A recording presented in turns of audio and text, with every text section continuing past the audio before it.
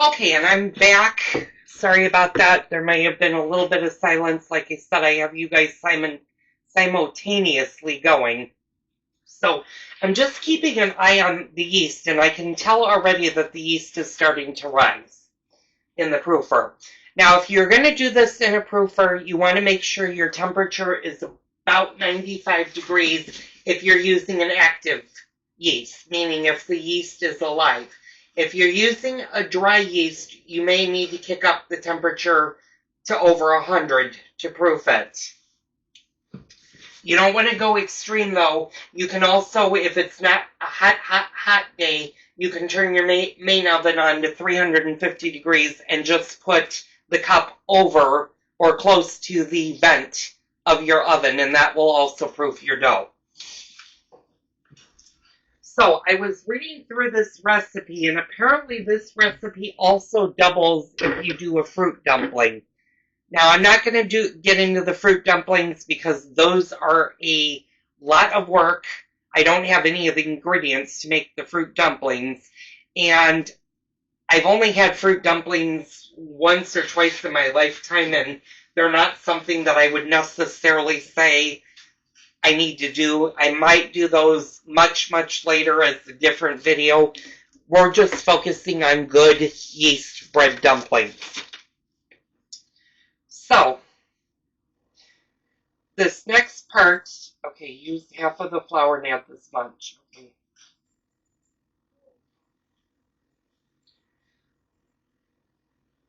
This dough, okay, a flour, two things. Okay, so, for this next part, you're going to need about 4 cups of unbleached flour, 1 1/4 cup of warm milk, 1 teaspoon of salt, and 1 egg beaten.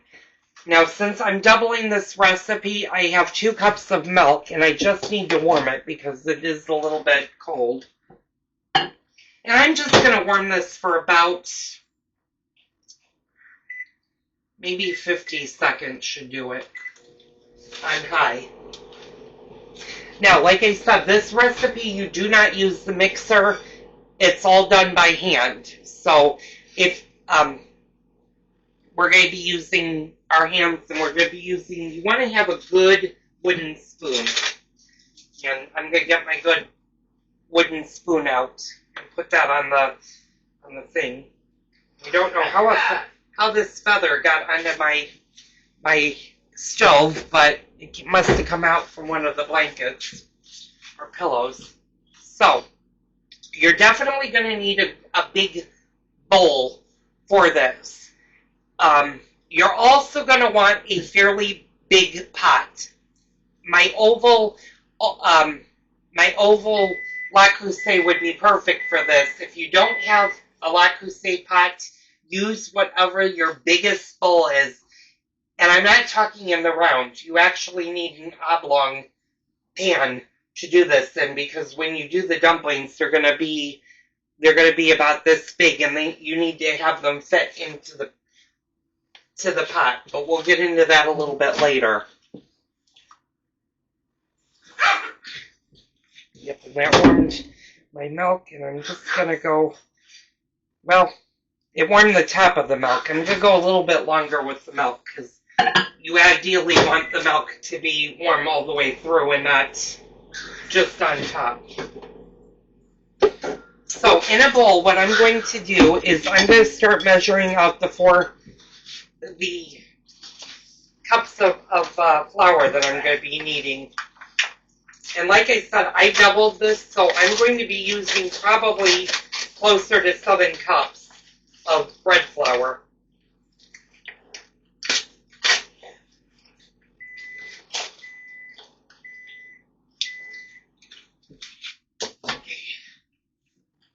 That's definitely warm.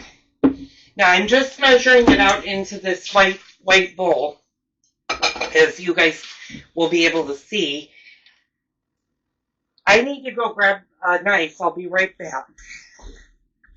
Of course, you guys on the iPhone will be able to see me.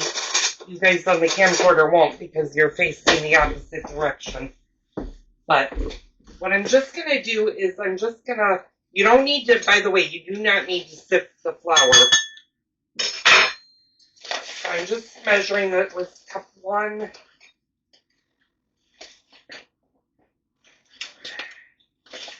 Cup 2.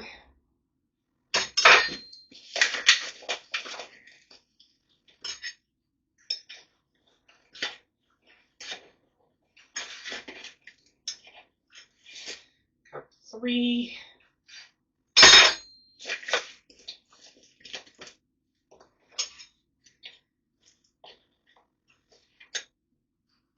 Cup 4.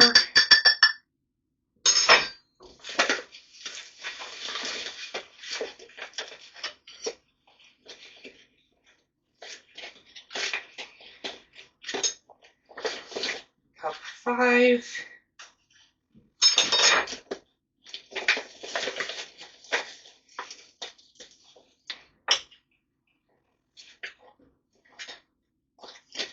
Cup 6. And I'm going to measure out 7 cups. Now, whether or not I use 7 cups in this recipe, I'll let you guys know. There's 7 cups right there. And make sure when you do this, you guys won't necessarily be able to see this. I'm going to try to put your flour kind of where it's handy, because you may need to use more flour later on. So always make sure you have extra flour close by.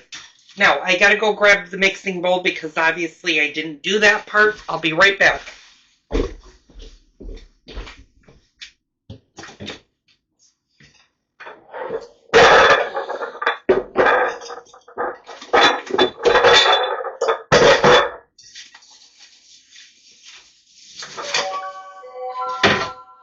Oh, and of course, you know what that means. I have to stop the video. I'll be right back.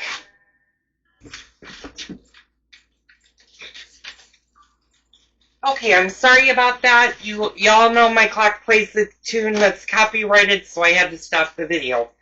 Anyway, I got my large bowl. What I'm going to do is you guys may not be able to see where I put the flour. You might be able to see it on the camcorder. I'm just putting the big bowl, and I'm going to kind of move you guys over so you can see that. So the flour's over here, mixing bowl's over here, flour's over here, mixing bowl's over here. iPhone won't capture the flour, but trust me, it's behind the bowl. Now, what we're going to do is we're going to scramble 2 eggs, because this recipe calls for 2 eggs. And I'm going to try to do this. Let's see. Nope. Okay, there's no way I can do this on each side, but you all know how to scramble eggs. If you're wondering how I crack eggs with one hand, it's very easy. It takes some practice to do, but in one video fairly soon I'll show you guys how to do that. And we're just going to scramble these. Now, you're not adding any milk or anything to that. You're just beating the eggs. Now, like I said, this recipe says it takes the sponge about a half an hour to form. Not even a half an hour. So I'm going to go pull this sponge out of the proofer. You're not going to see this on the camcorder. You will see it on the iPhone.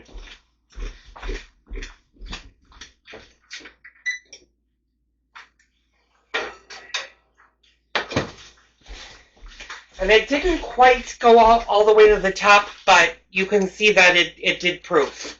And that this is the sponge. I'm going to show you guys on each camera so you can see that that's actually the sponge. And maybe it should go to the top. I am going to put it back in a little bit longer and just let it proof to the top. Although it is predominantly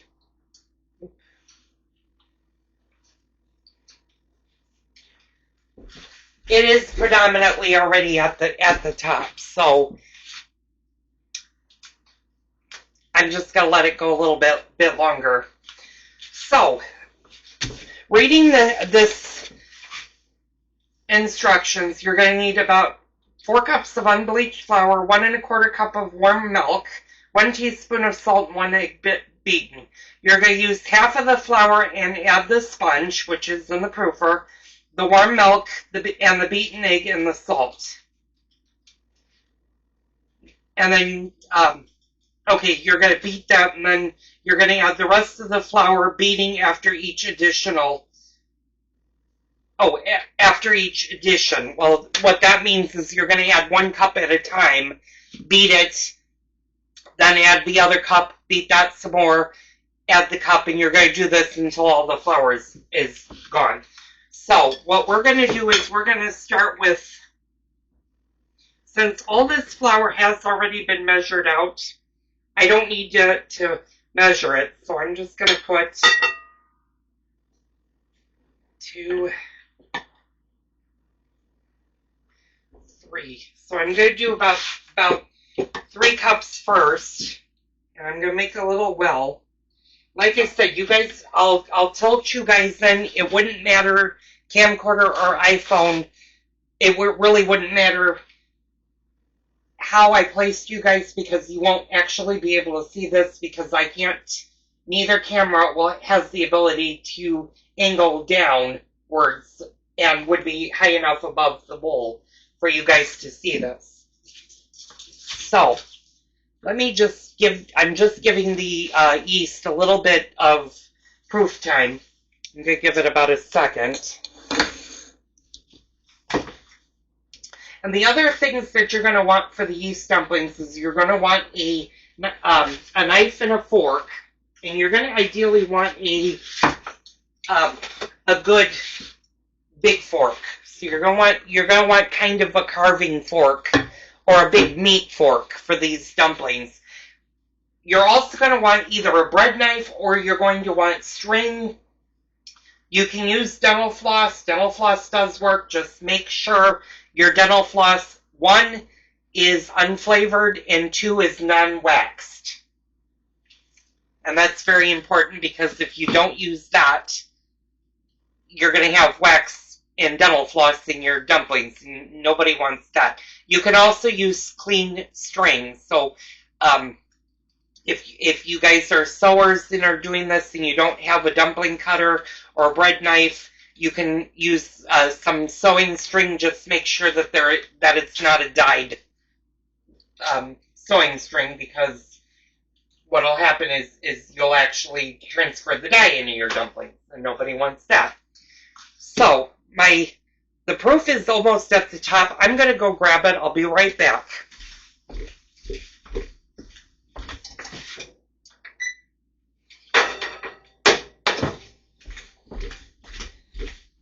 Yeah, and this has definitely now raised almost to the top. I'm not going to let it raise all the way to the top because I don't think it really matters for this.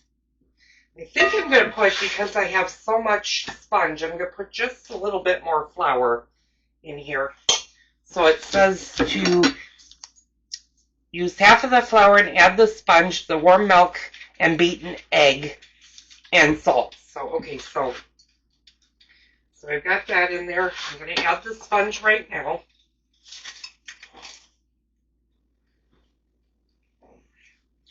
And you want to make sure you get all of the yeast into the dumplings.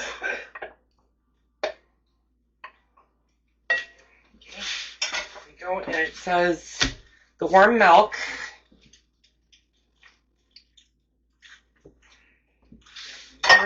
And the beaten egg.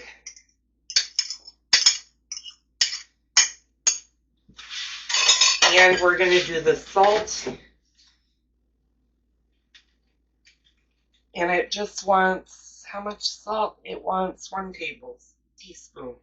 So that's a teaspoon of salt. And then you're just going to mix this. And this is going to get a lot stiffer as you go. And you're just going to beat it.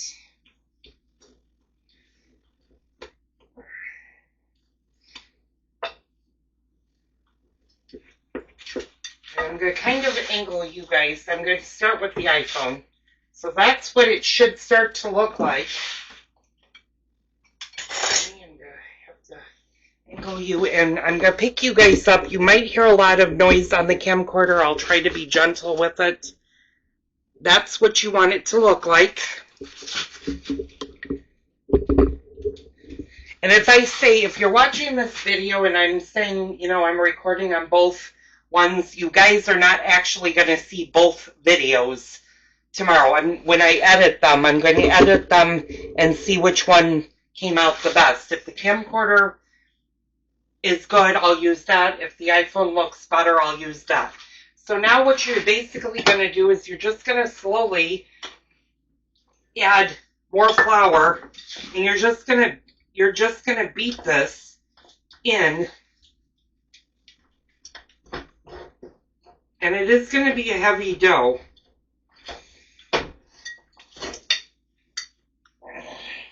And you want to beat this until, I'm going to read the rest of the directions. It says beating, if the flour is too thick, add a little bit of warm milk. Okay, so you could add more milk. You just basically want to make sure that it's not too dry and it's not too wet.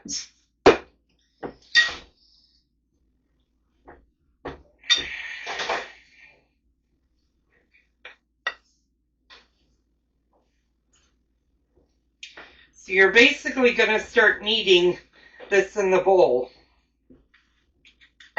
And this is where I'm going to take off my ring. If I can get them off. Sometimes I have a problem with my rings. Okay, since you're at the 9-minute mark, I'll be right back with each setting. I'll pick this back up in a minute.